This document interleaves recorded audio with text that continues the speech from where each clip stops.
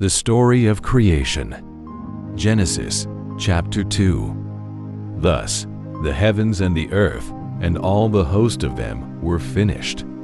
And on the seventh day God ended his work which he had done, and he rested on the seventh day from all his work which he had done. Then God blessed the seventh day and sanctified it, because in it he rested from all his work which God had created and made. This is the history of the heavens and the earth when they were created, in the day that the Lord God made the earth and the heavens, before any plant of the field was in the earth, and before any herb of the field had grown. For the Lord God had not caused it to rain on the earth, and there was no man to till the ground.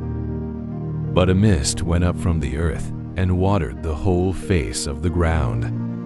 And the Lord God formed man of the dust of the ground, and breathed into his nostrils the breath of life, and man became a living being. The Lord God planted a garden eastward in Eden, and there he put the man whom he had formed. And out of the ground the Lord God made every tree grow that is pleasant to the sight and good for food.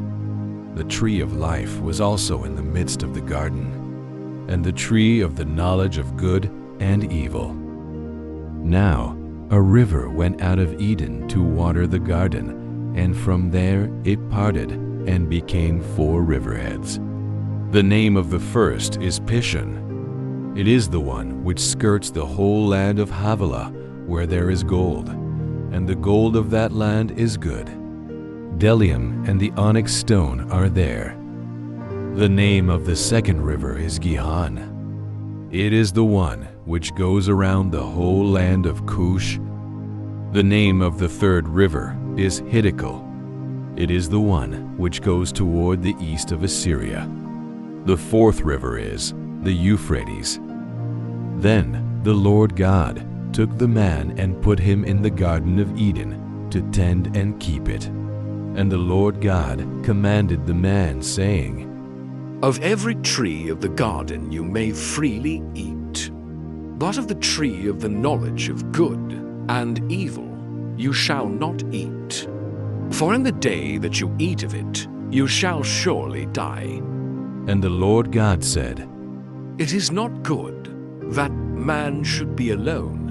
I will make him a helper comparable to him. Out of the ground the Lord God formed every beast of the field and every bird of the air, and brought them to Adam to see what he would call them. And whatever Adam called each living creature, that was its name. So Adam gave names to all cattle, to the birds of the air, and to every beast of the field. But for Adam there was not found a helper comparable to him. And the Lord God caused a deep sleep to fall on Adam, and he slept. And he took one of his ribs and closed up the flesh in its place. Then the rib which the Lord God had taken from man he made into a woman, and he brought her to the man. And Adam said, This is now bone of my bones and flesh of my flesh. She shall be called woman, because she was taken out of man. Therefore a man shall leave his father and mother, and be joined to his wife, and they shall become one flesh. And they were both naked, the man and his wife, and were not ashamed.